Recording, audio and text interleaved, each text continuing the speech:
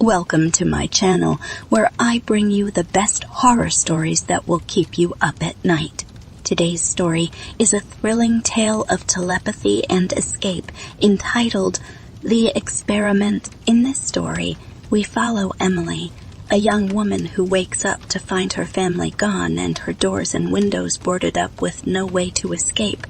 As she struggles to remember her past, she realizes that she has been the subject of horrific experiments that have given her telepathic abilities.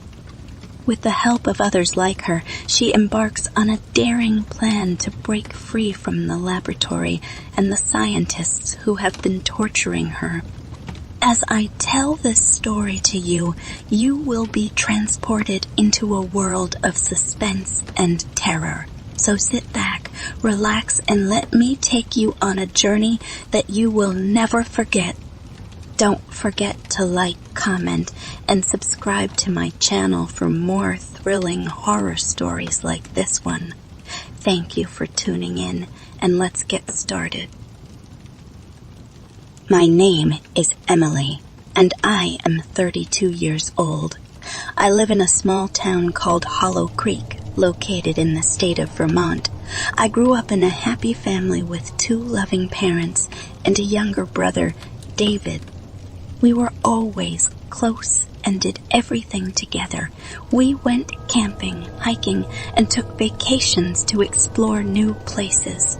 My parents instilled in us a love for adventure and a sense of independence. After finishing college, I moved back to Hollow Creek and bought a small cottage on the outskirts of town.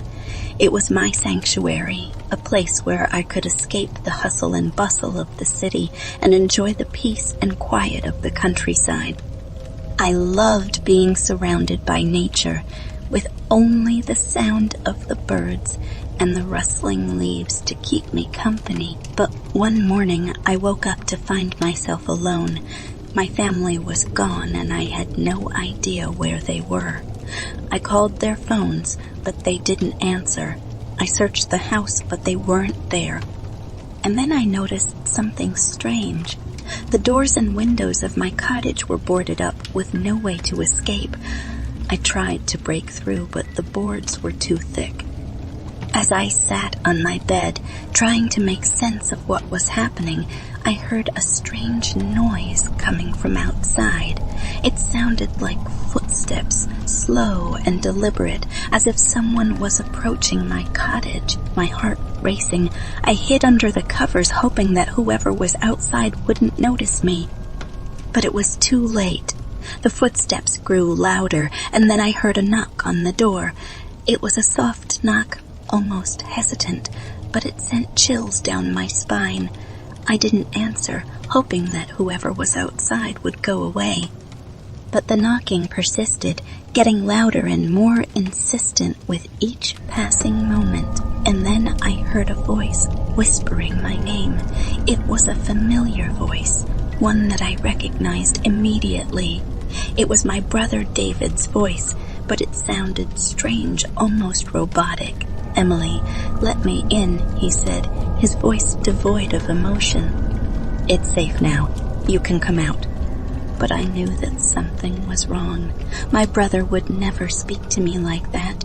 I stayed under the covers, too scared to move, hoping that whoever was outside would leave me alone. But the knocking and the whispering continued, growing louder and more urgent with each passing moment.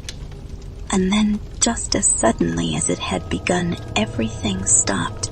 The knocking, the whispering, the footsteps, everything was silent. I lay there listening to the sound of my own breathing, too scared to move. And then I heard something else, something that made my blood run cold. It was a sound that I had heard before, that I had tried to forget.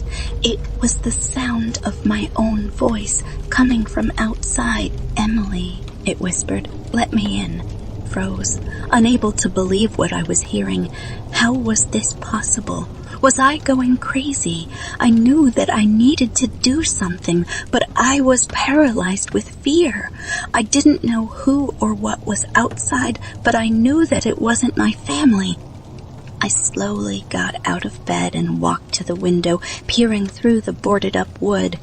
I couldn't see anything, but I could hear the sound of something moving around outside. It sounded like footsteps, but they were too heavy to be human. Suddenly, there was a loud crash, and I saw a shadow moving quickly outside the window. I stumbled back, my heart pounding in my chest. I realized that I needed to find a way out, but the doors and windows were all boarded up. I frantically searched the house for something to break the boards with, but I couldn't find anything. And then I remembered the small hatch that led to the attic. It was a long shot, but it was my only chance. I grabbed a chair and dragged it over to the closet where the hatch was located. As I climbed up into the attic, I heard the sound of the front door crashing open. I knew that I didn't have much time. I quickly crawled across the rafters and found a small opening in the roof. I could see the sky outside, but it was too high to jump. I was about to give up when I noticed a rope hanging from the ceiling. It was old and frayed, but it was my only chance. I grabbed onto it and swung out of the opening, dangling in midair. I could see the ground far below me, but I didn't have a choice. I closed my eyes and let go of the rope, falling through the air. I landed hard on the ground, but I didn't feel any pain. I quickly got up and started running, not knowing where I was going, but needed to get as far away from my cottage as possible. As I ran through the streets of Hollow Creek, I saw that the town was deserted. There was no one around, no signs of life. It was like everyone had disappeared. And then I heard the sound of footsteps behind me. I turned around and saw a figure emerging from the shadows, a figure that I recognized all too well. It was my brother David, but he wasn't alone. He was surrounded by a group of people, all of them with blank expressions and lifeless eyes. "Emily," David said, his voice cold and emotionless, "you can't escape. You belong with us now." And then everything went dark.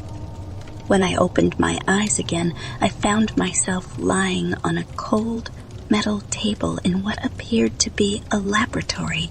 The room was dimly lit, and there were strange machines and devices all around me.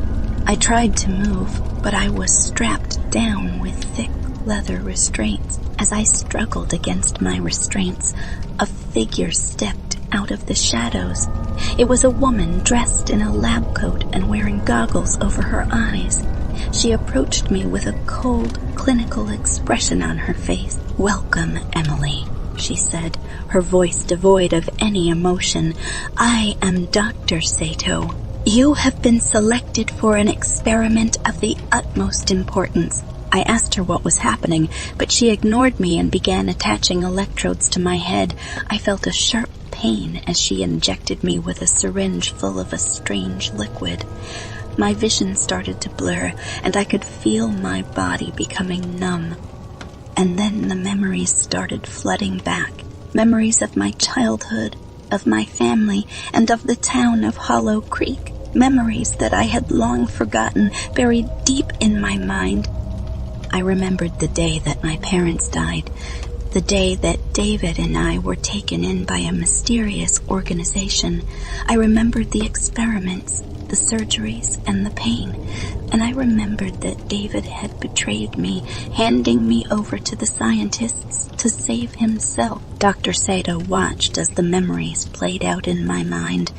"Very good, Emily," she said.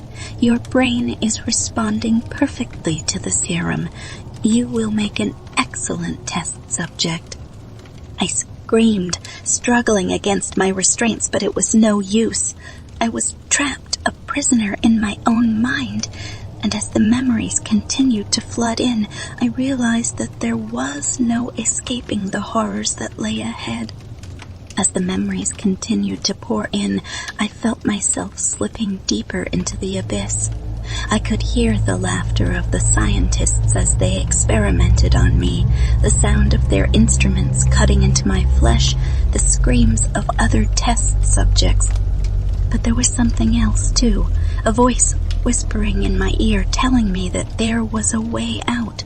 It was a faint voice, barely audible, but it was there, and I clung to it desperately, hoping that it would lead me to salvation.